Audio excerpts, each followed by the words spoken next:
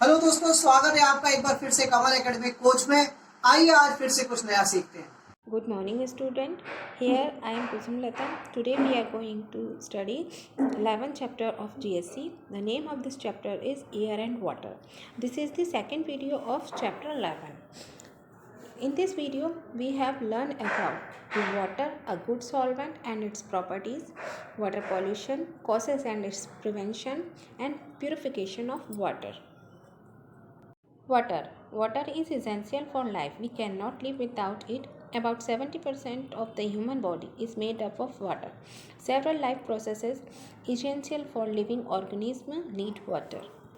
जीवन के लिए पानी बहुत आवश्यक है। हम बिना पानी के रह नहीं सकते हैं, जीवित नहीं रह सकते हैं। अबाउट 70% ह्यूमन बॉडी जो वाटर से ही बनी होती है।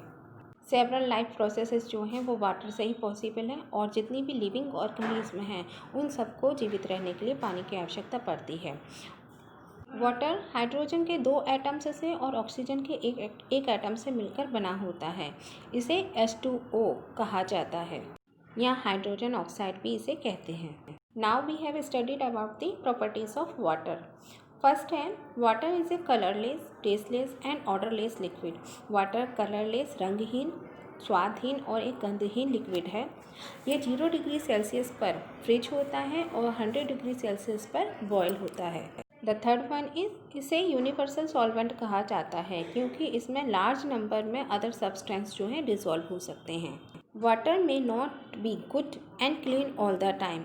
इसमें कुछ इम्प्योरिटीज़ होती हैं। इम्प्योरिटीज़ ऑफ वाटर को सॉल्युबल और इनसॉल्युबल इम्प्योरिटीज़ में क्लासिफाइड किया गया। सॉल्युबल मीन्स घुलनशील और इनसॉल्युबल मीन्स अघुलनशील। सॉल्युबल इम्प्योरिटी सॉल्ट और मिनरल्स होते हैं जो कि वाटर में पूरी तरीके से मिक्सअप हो जाते हैं या घुल जाते हैं। इनसॉल्युबल इम्प्योरिटीज़ हैं आपकी stones, small stones, sand, mud.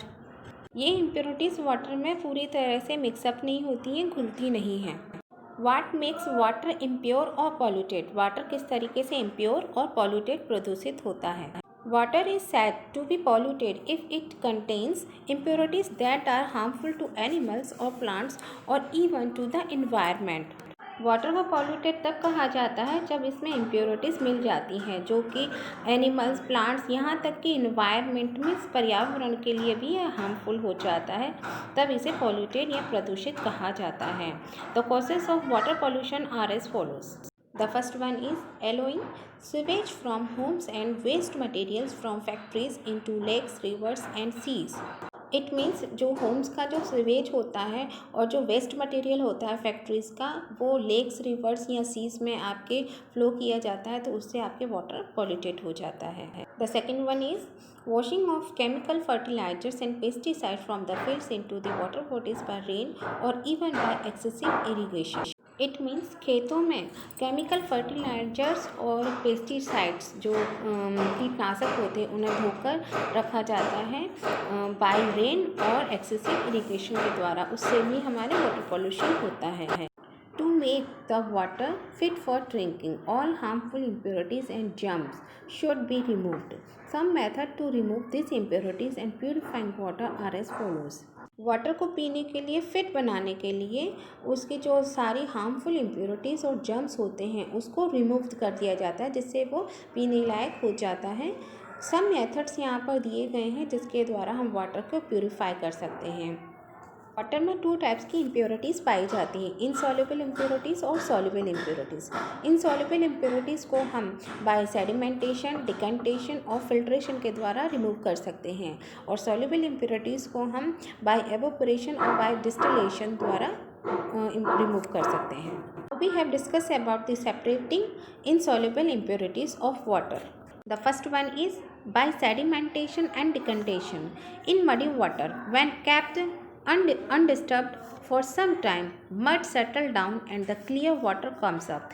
This can be separated slowly by pouring out the clean water which is at the top into another vessel by using a glass rod or spoon as shown in the figure. The sediments will be left behind. Body water को कुछ समय के लिए undisturbed किया जाता है और उसे छोड़ दिया जाता है तो मड जो है वो नीचे जो बॉटम होता है उसमें आपके बैठ जाती है और जो क्लियर वाटर होता है वो ऊपर आ जाता है।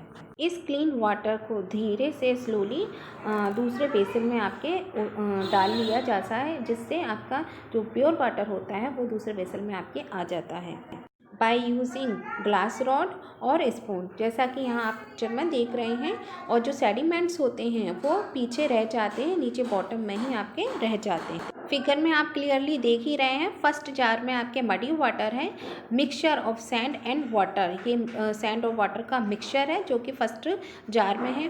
सेकंड जार में आप देख रहे होंगे नीचे आपके coarse particles sand settle down as sediment. Sediments के रूप में जो पार्टिकल्स हैं वो नीचे आपके तलछट में बैठ गए हैं। फाइन पार्टिकल्स जो हैं वो उसके ऊपर हैं और जो क्लीन वाटर है जस्ट उसके भी अबव है। एंड द थर्ड जार में आप देख रहे हैं डिकंटेशन हुआ है, क्लियर वाटर जो है हमारे थर्ड जार में आया है और जो सेकंड जार था उसमें थर्ड जार में आपके लिया गया है। Okay, it is clear. Second, bye filtration, separation of insoluble impurities with the help of filter paper or filtering medium is known as the filtration.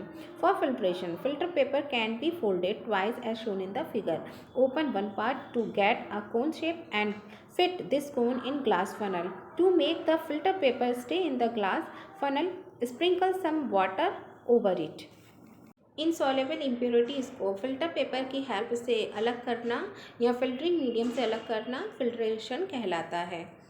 Filtration के लिए फ़िल्टर पेपर की आवश्यकता होती है। जैसा कि यहाँ पिक्चर में दिखाया गया है, पेपर को लेते हैं और उसे ट्वाइस टाइम्स उसको फोल्ड करते हैं। उसका वन पार्ट कोन की तरह से ओपन रहने देते हैं, आप जैसा कि यहाँ पिक्चर में देखिए, और इस कोन को ग्लास फनल में फिट कर देते हैं।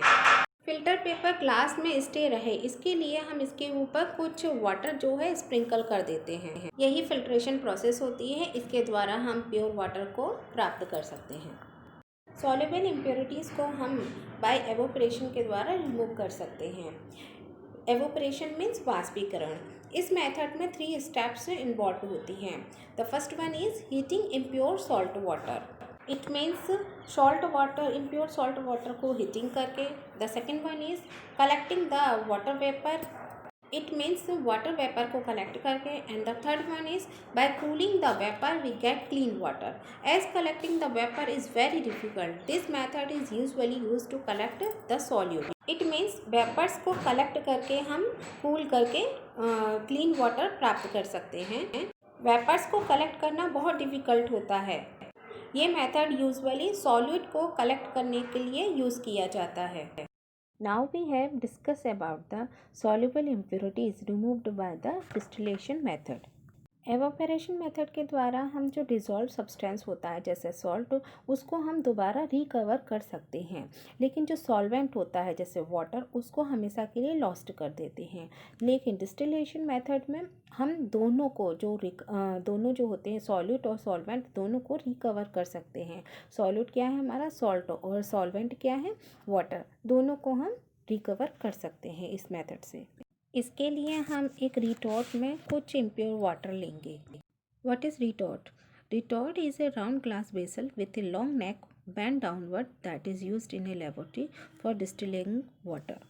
रिटॉर्ट का दूसरा एंड रिसीवर फ्लास्क से कंडेंसर से इस तरह कनेक्ट करेंगे कि वह कंटिन्यूसली ठंडा होता रहे, जो रनिंग वाटर है उससे वह कंटिन्यूसली ठंडा होता रहे। अब रिटॉर्ट को हीट करेंगे। You will notice that the water vapour reach the receiver flask after condensation. What are left behind in the retort? There are only impurities. यहाँ केवल अशुद्धियाँ ही अब रह जाती हैं। प्योर और क्लीन वाटर था वह रिसीवर में कलेक्ट हो जाता है। इस प्योर वाटर को ही डिस्टिल वाटर कहते हैं। यह प्योर है क्योंकि इसमें कोई भी जर्म्स या इम्प्योरिटीज़ नहीं हैं। इसे मेडिसिन्स में, कार्बेट्रीज में और साइंस लैब्स में यूज़ किया जाता है। Distillation is the best method to get pure water. Now we have studied about the purification of water. We need not distill our drinking water because the tap water we get is already almost pure form as it is a treated water. Further, to kill germs and remove other odors, we can boil and filter it. Some of us use water purifiers. Water purifier has certain chemicals to purify and UV rays to kill germs and also filters to get pure and clean water. हमें अपने पीने के पानी को ख़राब नहीं करना चाहिए, क्योंकि जो टैप वाटर हमें मिलता है वो पहले से ही ट्रीटेड वाटर होता है। इसके अलावा जो जर्म्स होते हैं उन्हें रिमूव करने के लिए और उसके जो दूसरे ऑर्डर्स जो होते हैं, दूसरी जो गंदगियाँ होती हैं या गंध जो होती हैं, उनको हम बॉयल करके फ़िल्टर करके भी अलग कर सकते हैं। हम में से कुछ लोग वाटर प्यूरीफायर का भी यूज़ करते हैं। वाटर प्यूरीफायर में कुछ केमिकल्स और यूवी रेज को यूज़ किया जाता है जर्म्स को किल करने के लिए, और प्योर और क्लीन वाटर प्राप्त करने के लिए उसे फ़िल्टर भी किया जाता है। गांव में लोग जो बारीक कपड़ा होता है, जो मलमल का कपड़ा होता है, उससे पानी को साफ़ करते हैं, जैसा कि यहाँ पिक्चर में दिखाया गया है, और फिर उसे बॉईल करते हैं। बॉयल वाटर को फिर वो दोबारा उसी पतले कपड़े से छानते हैं और किसी पिक्चर या किले के पॉट में उसे इकट्ठा कर लेते हैं। ये पुराने ज़माने में लोग करते थे, क्योंकि उस टाइम पे वाटर प्यूरीफायर्स की इस तरीके की विधियाँ नहीं थी, जो तरीके थे, जो मेथड थे वो थे नहीं, इसलिए वो लोग इस तरीके से पानी को शुद्ध करके पीते थे।